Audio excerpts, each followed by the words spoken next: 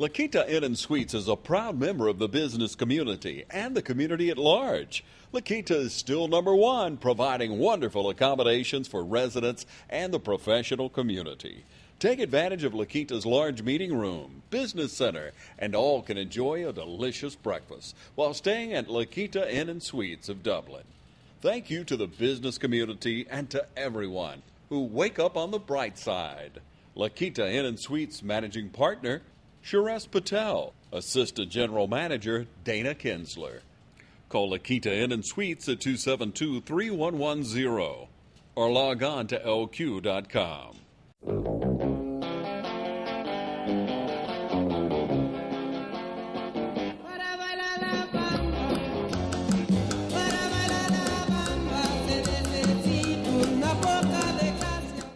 Hello everybody, I'm Pilar Archila with Pure Gold. I'm sitting here with David Tobin, and David is the engineering manager for SP Fiber Technologies. That is correct. How are you, David? I'm doing fine. Talking about fiber technology and SP, can you tell us a little bit about the changes in the name of the company? Because I have heard several names. Probably the best way to do that is to kind of cover our history, and it'll explain the name changes. Original concept for our company, Ron Wilson kind of started it along with 3 paper publishing companies in 1977, and they built the first machine in 1979. And during that era and the next 20 years, we were known as Southeast Paper. Right. And our logo on our labels was an SP. And then in the 1998-99 era, we bought another paper mill that's in Newburgh, Oregon. And so we were not just Southeast anymore, but they wanted to keep the same logo. So what they did was change the name to SP Newsprint Company. Then it stayed that way, and then in 2008, we were sold to affiliates of White Birch, and we still kept the same name. It was really SP Newsprint Manufacturing Company, but still the same logo was an SP. Then the economy got really bad, and newspaper business has been going downhill for the last 15 to 18 years, 5 or 6% a year anyway. Right. And so we ended up filing Chapter 11, and coming out of that, we were sold, and we were currently owned. That occurred in September of 2012, and our name then changed to SP Fiber Technologies. And we are owned by 3 financial companies. The majority owner, I think, is GE Capital, but there's Avenue Financial and Fairfax Financial are the other 2 owners. Where did you start working here? Because I know you're not from Dublin.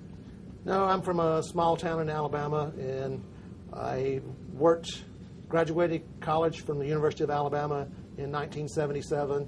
I worked in a steel mill for 6 years. Then I worked in a competing paper company to this mill that had 4 newsprint machines, Kimberly-Clark, for 5 years. And then I came here March 1st of '88. And who is your family? Well, that's a loaded question, I think.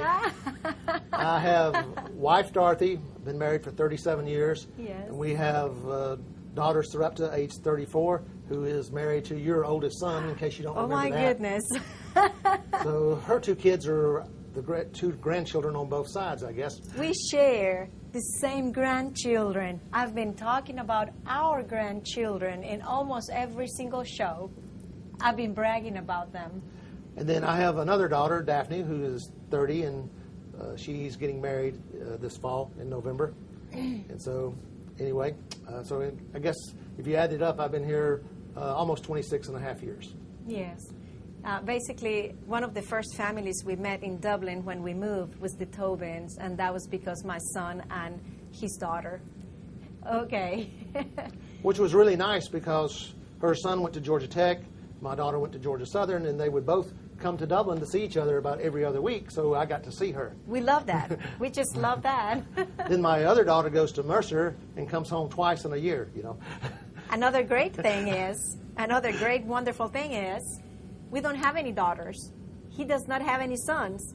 So Sarepta was our first daughter, and Juan was his first son. So, okay, now that we clear that,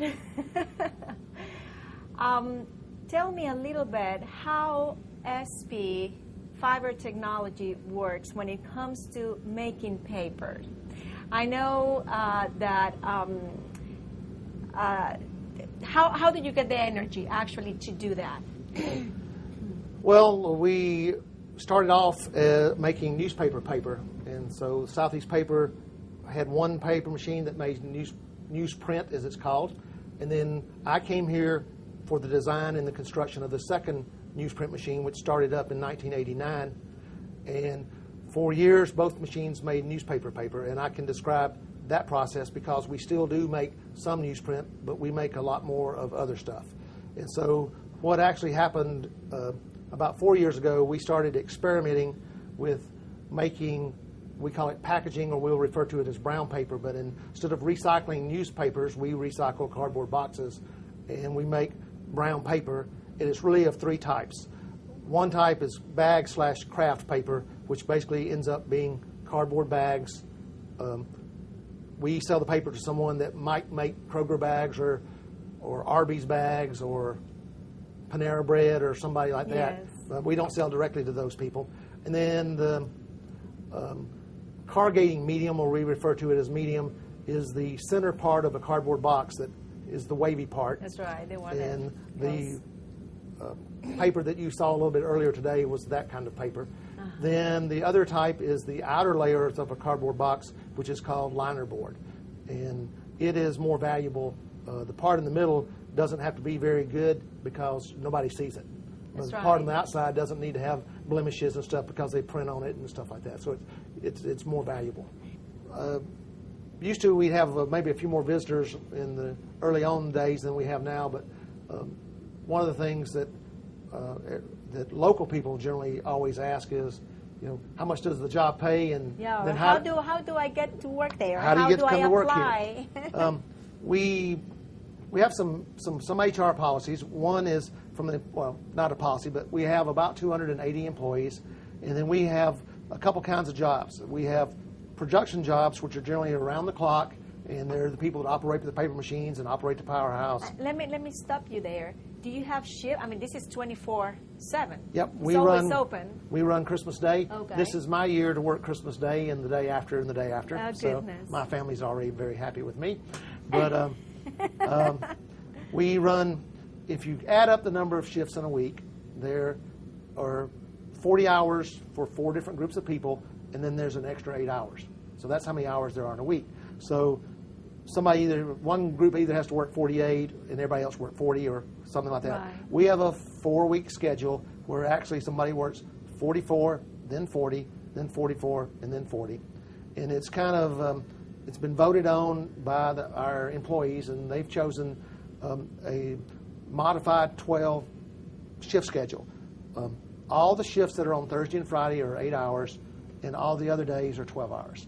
So starting on Monday, somebody that comes in Monday morning at 7, then they work till 7 o'clock that night. Right. And they work 12 hours on Tuesday, they work 12 hours on Wednesday, then Thursday's an 8-hour day, so when they come in Thursday at 7, they get off at 3. So they worked 3 12s plus 8, so they work 44 hours. Right. Then they're off Friday, Saturday, Sunday, Monday, Tuesday, Wednesday. They come back at work at 3 o'clock the next Thursday, which is an 8-hour day. So they work 8 hours Thursday afternoon, 8 hours Friday afternoon, 12 hours Saturday night, 12 hours Sunday night. That's the end of the week. So that second week, they worked 40 hours, but they actually did not start until Thursday afternoon. So there was actually 7 calendar days in a row off. How a person that might be interested in working here, what do they need to do? Where do they go to apply?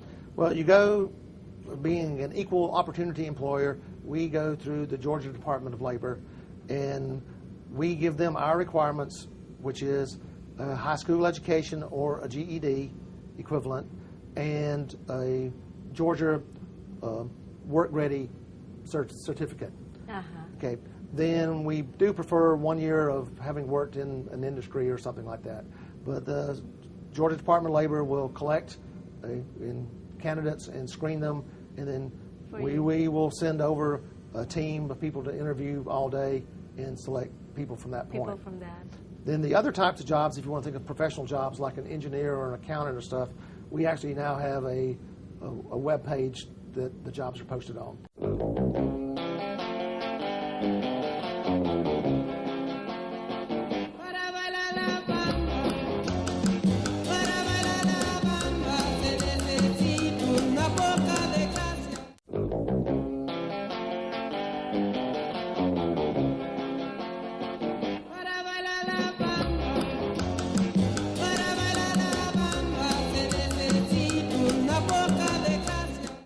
Passing by our administration building, which houses accounting, purchasing, IT, and HR.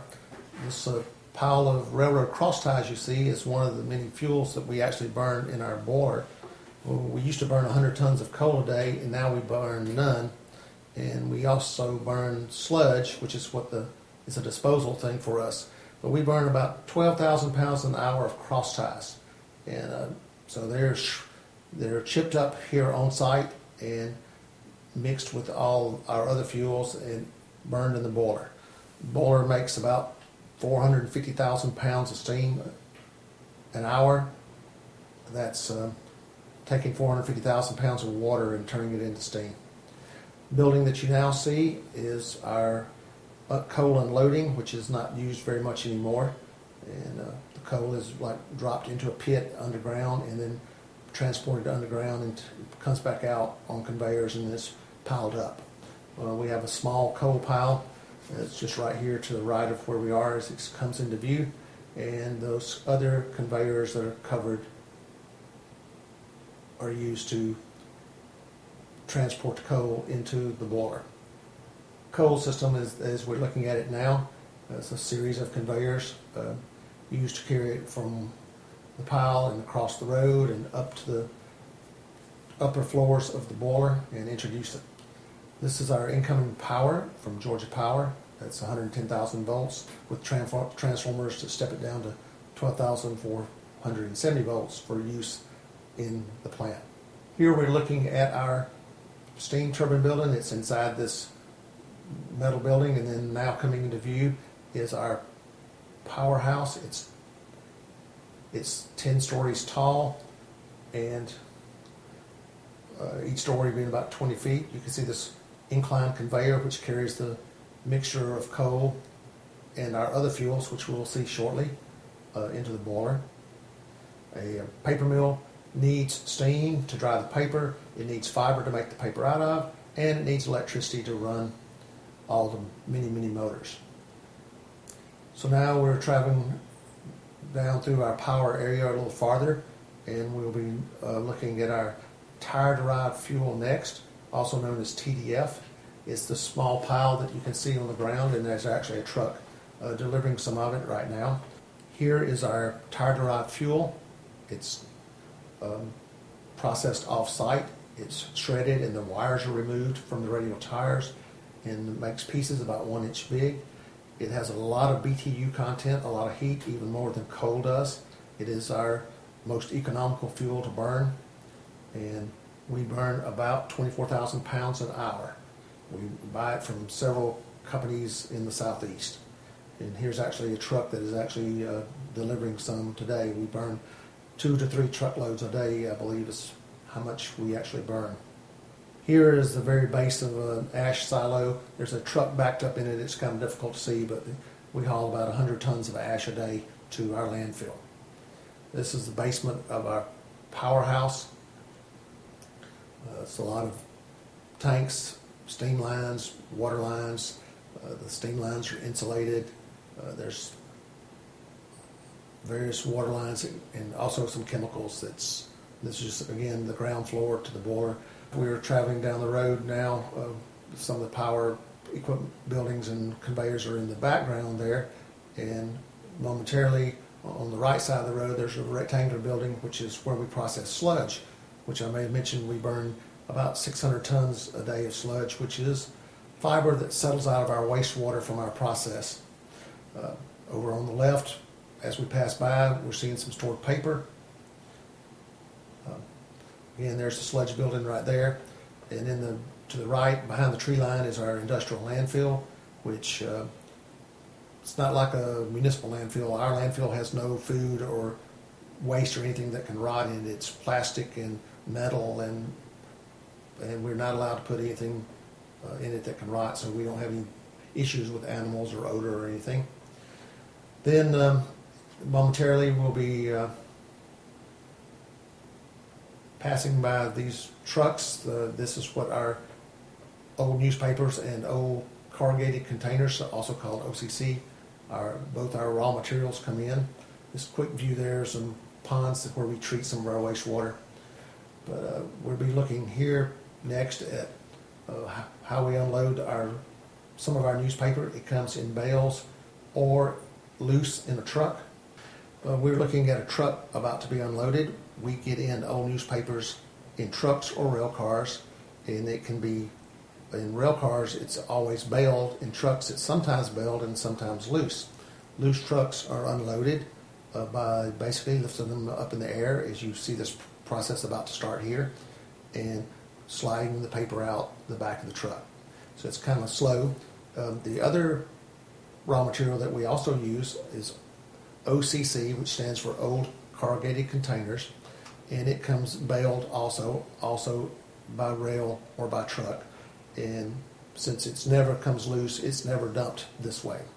So this truck you see being dumped is old newspapers, and as it goes up and paper slides to the back, and it has to be controlled so that it all doesn't slide out at one time and overwhelm the system.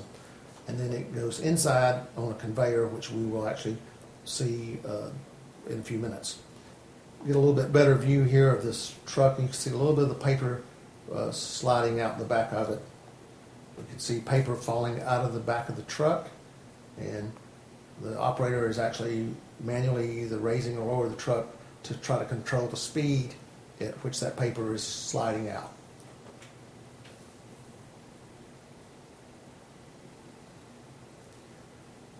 We receive at most unload about 100 trucks a day, and there are 20 tons of paper in each truck.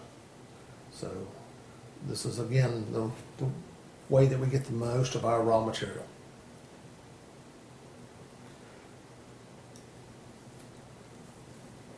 As we drive here, the building to the left is actually a couple buildings, like 4 actually, that are connected, and they form about 17 acres under one roof, primarily where we store raw material, both OCC and ONP.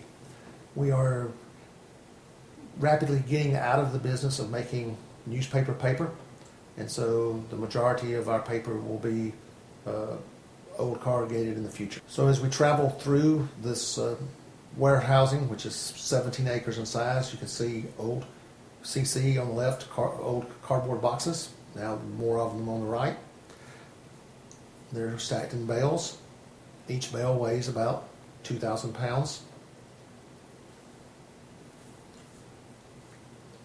We will have some bales on the floor here that you see, which they are busting them open and sampling them for contamination to see if it meets our specs. Now we're overhead right here is the conveyor that's bringing in the ONP that was coming out of the truck that we were dumping. So that you can't see the paper, but it travels into the building on this conveyor and then is dropped to the floor and then is pushed with a big mobile equipment to get it into the process. And we'll see some of that shortly. We're riding around and you see old newspapers on the floor. Basically, to get introduced to the process, from when we're making newspaper paper, it has to be loose and the bale's broken up. We have a lot of ONP piled up here, and again, we have less than we used to as we're starting to make less and less newsprint and more packaging paper or brown paper.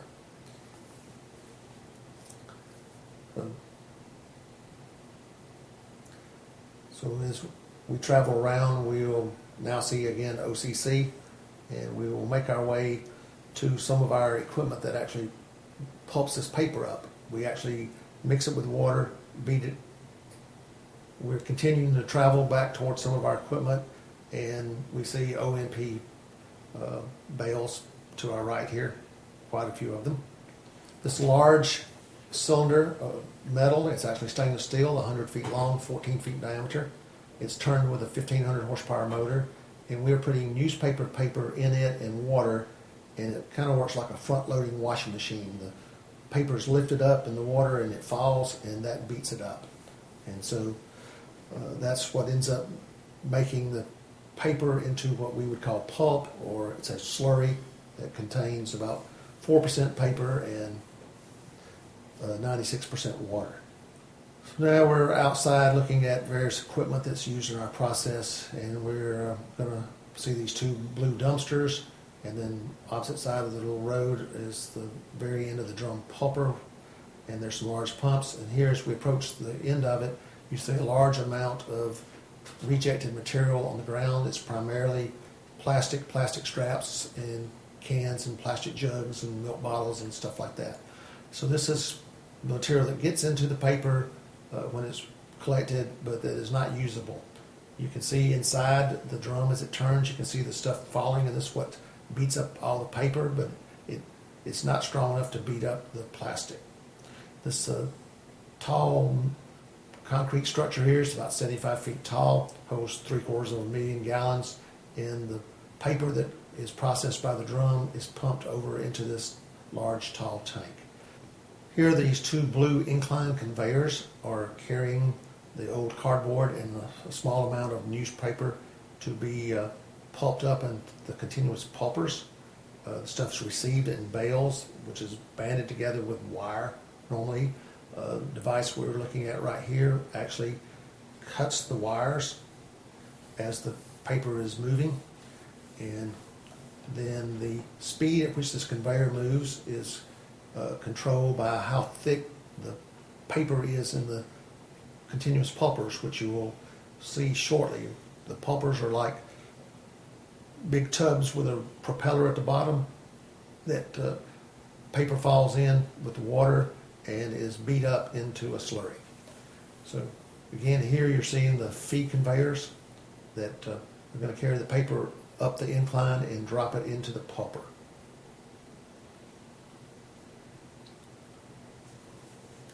This gentleman on a piece of mobile equipment here is just sliding around on the floor, cleaning up the stuff that has spilled. Here we see some other paper being staged, getting ready to be processed into the continuous pulpers. This is newsprint. It's going to go into the drum, and it's processed loose only, and so it is received either loose or in bale, and the bales are busted up and fluffed up and put on this conveyor and travels up and into the drum pulper. Here we have a grapple. You can't really see it yet, but it's moving. It's pulling heavy stuff out of this pipe that's in the foreground.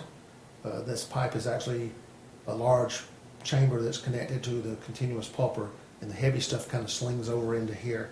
And this grapple removes it, lets some of the water drain for a moment, and then we'll put it down another pipe that goes into a trash compactor to squeeze even more water out and be hauled to the landfill. So I realize you haven't really seen the continuous pulper yet, but you will shortly. And so what actually ends up in this is a lot of the metal straps that are on the bales and the baling wire that's on the bales, and some cans and other heavier type trash that comes in with the old corrugated. This is thing is fully automated. It's on timers and limit switches, and it knows how to go to the right spot and stop and pick up the trash and then move it and automatically drop it into the chute that ends up being in the compactor. So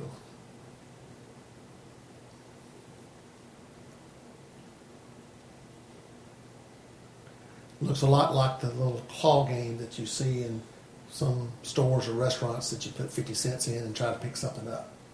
Here we're looking again at the conveyor that's the inclined pulper feed conveyor. We were kind of at the floor, down on the floor at it at the other end. Now we're up closer to the end where it discharges into the pulper. See the slabs of paper are falling in. We'll get a better view of this in a few minutes. as we get to a different angle.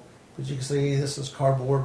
Some of it's baled up directly at grocery stores and other department stores and stuff that receive stuff, and many of them have their own balers and sell this to brokers who we buy the paper from. We're putting in about 3,000 gallons a minute of water. Now you see we're looking at a different angle with the discharge end of that conveyor, and you can see the 3 streams of water coming in, and you see pieces of baling wire kind of hanging. At the bottom of this circulating water is a propeller driven by an 800 horsepower motor. So this is pulp, or the slurry as it's called.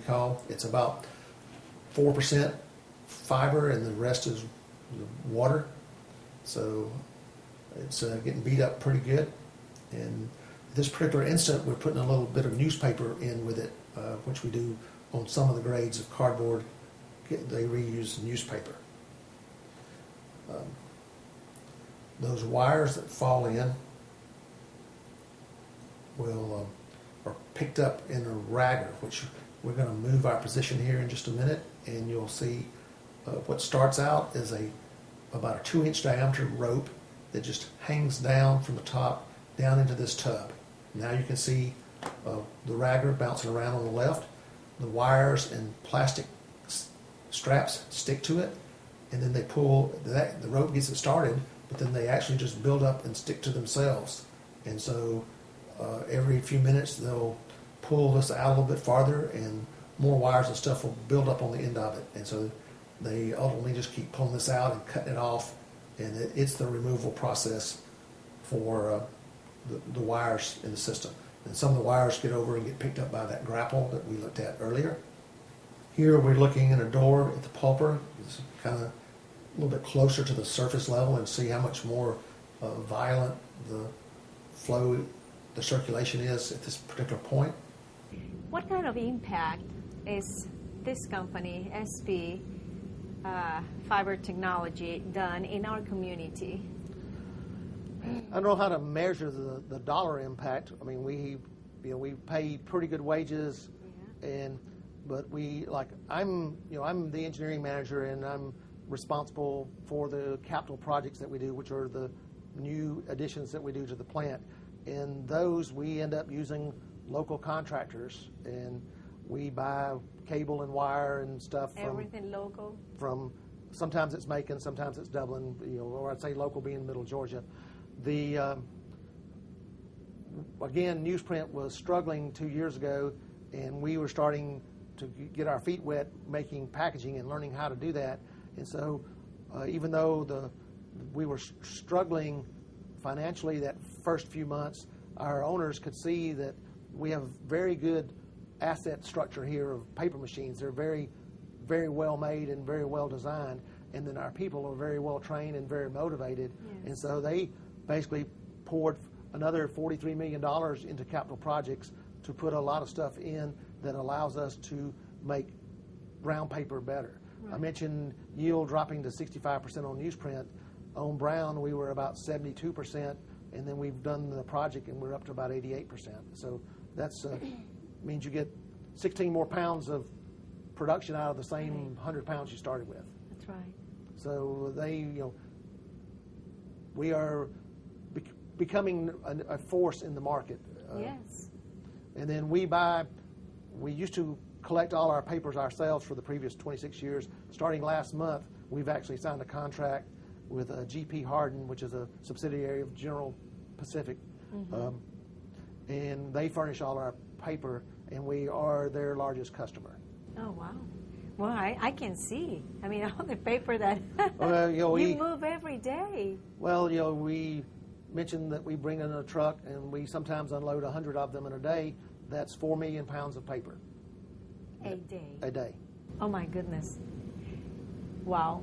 Well, I'm so glad that finally I got to take the tour and see what is it that you're doing.